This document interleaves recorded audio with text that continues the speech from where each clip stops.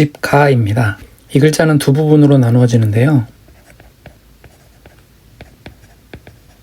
집이라는 의미를 담은 글자와 돼지라는 뜻을 담은 글자를 합친 문자입니다. 먼저 윗부분인 집 면자는요, 이렇게 됩니다.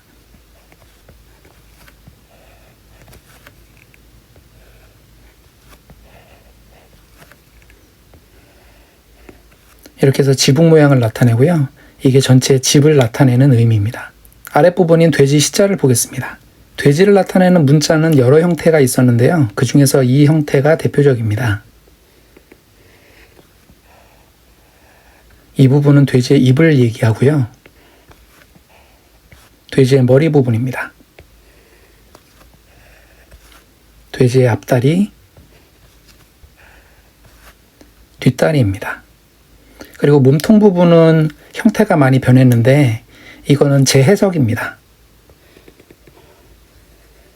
이 부분이 몸통을 나타내는 부분인데 이 부분이 글자에서는 가장 심하게 형태가 변한 부분인 것 같습니다.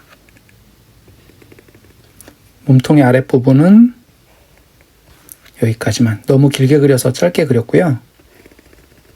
몸통의 윗부분은 여기가 되겠습니다. 엉덩이 부분은 이쪽으로 형태가 변한 것 같습니다. 원래는 이 아래쪽으로 내려와야 되겠죠. 그리고 꼬리는 이렇게 남았습니다. 그래서 지금 돼지가 세로로 그려져 있는데 이렇게 놓고 보면 돼지 모양 비슷하게 된 것을 알 수 있습니다. 돼지의 가장 특징적인 부분이 많이 먹는다는 것이죠. 그래서 이 입부분하고 이 몸통 부분을 강조해서 그린 것이 아닌가 생각이 됩니다. 그러면 이게 돼지라는 것은 알았는데 지붕 아래에 돼지를 그려놓은 것이 왜 집가인가? 옛날 고대 사회를 이해할 필요가 있는데요. 돼지는 집에서 가장 중요한 가축 중에 하나였습니다.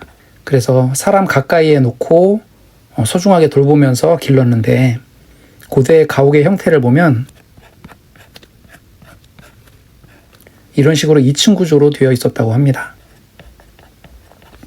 그래서 위쪽에는 사람이 거주를 하고요. 아래쪽에는 이렇게 돼지를 놓고 길렀다고 합니다.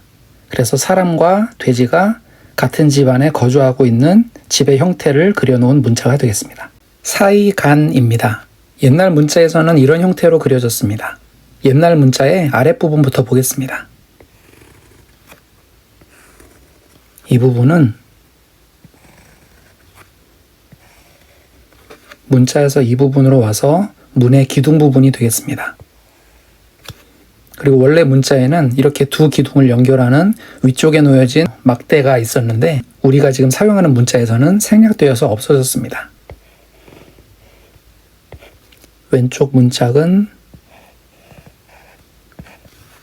이렇게 됐고요. 오른쪽 문짝은 이렇게 됐습니다. 이제 문 위쪽에 있는 부분을 보겠는데요. 이 문자는 달을 그려놓은 것입니다. 이렇게 되어 있는 글자가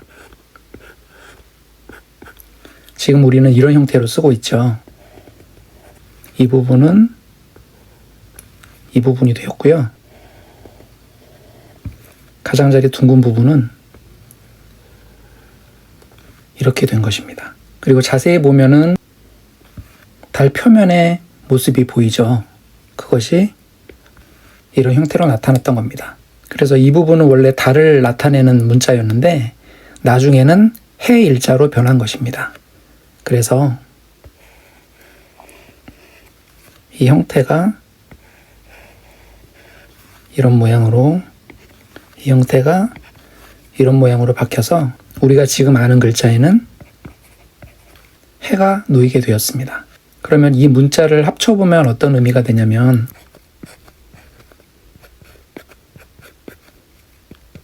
이렇게 대문이 있을 때 해가 떠서 그 햇볕이 이렇게 문 틈으로 비집고 들어오는 모양을 나타낸 것입니다. 그래서 문 틈을 나타내는 그 의미에서 사이라는 의미를 나타내는 글자가 되었습니다. 강입니다. 이 글자는 두 부분으로 나누어져 있는데요. 이 부분은 물을 나타내고요. 이 부분은 도구를 나타냅니다. 물은 이런 식으로 표현이 됐었습니다. 그래서 나중에는 이 문자가 이렇게 물수라는 글자가 되었죠. 가운데 물줄기는 이렇게 물방울이 튀는 것을 이렇게, 이쪽도 마찬가지로 이렇게 물이 흘러가는 모양을 나타낸 글자입니다. 그래서 이 물의 모습을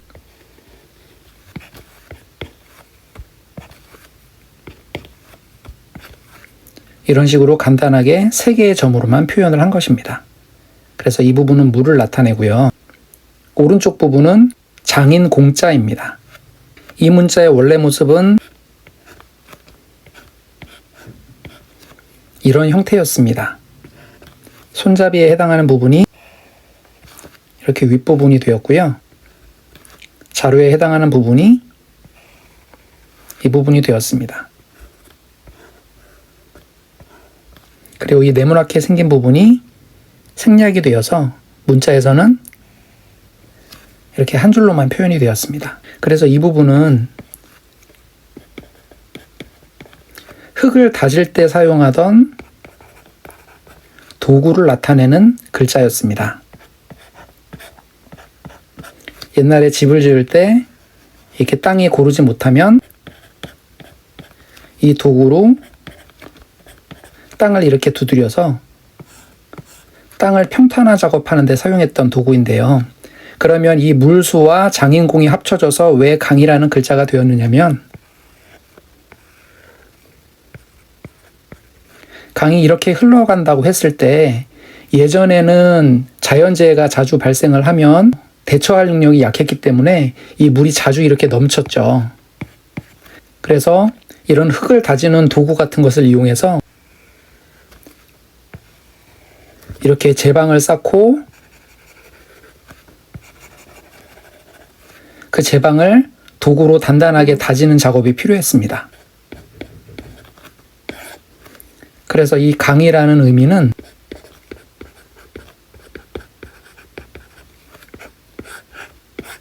도구를 사용해서 다스려야만 하는 대상임을 나타내는 문자였습니다. 빌공입니다. 비어있다라는 뜻입니다. 이 글자는 두 부분으로 이루어져 있는데요. 구멍혈자와 장인공입니다. 글자를 한 부분씩 보겠습니다. 이 부분은 이렇게, 이 부분은 이렇게, 이 부분은 이렇게 생긴 글자였습니다. 이게 무엇을 얘기하냐면 옛날 고대인들이 살던 동굴집을 얘기를 합니다. 그리고 그 아래쪽에 두 획이 있죠. 이 두 획은 이 동굴의 입구를 받치고 있는 이 받침대를 나타내는 것입니다. 그래서 이 부분은 동굴집을 그려놓은 모양이고요. 이 동굴집 안이 비어있다는 뜻에서 구멍을 나타내는 구멍혈자가 되었습니다. 이 부분은 이렇게 해서 도구의 손잡이고요. 이 부분은 도구의 자루 부분입니다. 이 아랫부분은 연장의 기능을 하는 부분을 나타냈습니다. 단순화시켜서 한 획으로만 표현이 된 것입니다. 그래서 이것은 원래 흙을 다질 때 사용하던 도구를 나타낸 것인데 모든 종류의 연장을 나타내는 말로 쓰이게 되었습니다. 그러다가 그 연장을 다루는 사람인 기술자, 장인을 나타내는 말까지 쓰이게 되었습니다. 그러면 이 문자를 합쳐보면 어떤 의미가 되냐면 연장을 사용해서 동굴집을 만들었더니 그 안에 비어있는 공간이 생겼다라는 뜻입니다. 그래서 빌 공자가 되었습니다. 기운기입니다. 이 글자는 두 부분으로 나누어집니다. 지금 보시는 문자가 이 기운기자의 원래 모양입니다. 지금 우리가 쓰는 한자의 윗부분에 해당하는데요. 이것은 구름이 흘러가는 모양을 그린 것입니다. 맨 위에 부분은 중간에 흐르는 구름은, 아래로 흐르는 구름은 이렇게 표현이 됐습니다. 아랫부분은 쌀 밑자인데요. 원형은 이런 모양이었습니다. 이 가운데 부분이 이렇게 됐는데 이것은 원래 좀 이렇게 길게 그려야 됩니다. 그리고 위쪽에 3개, 아래쪽에 3개의 점이 찍혀 있는데 이걸 모양을 조금 비틀어 볼게요. 이렇게 해당이 되겠고 아래쪽도 이렇게 됩니다. 그러면 이것은 벼 이삭을 그린 것입니다. 그래서 처음에 이 기운이란 뜻은 구름이 흘러가는 모양을 나타내는 이 윗부분만으로 표현을 했었는데 나중에 이 벼 이삭을 가리키는 쌀 밑자가 합쳐졌습니다. 이것은 우리가 일상생활에서 볼 수 있는 모습인데요. 옛날에 솥에다가 이렇게 쌀을 씻어서 얹어놓고 불을 지펴가지고 밥을 하면 이런 식으로 김이 올라왔죠. 이게 밥을 할 때 보이는 이런 증기의 모습을 기운기라는 글자를 나타낸 데 표현한 것입니다.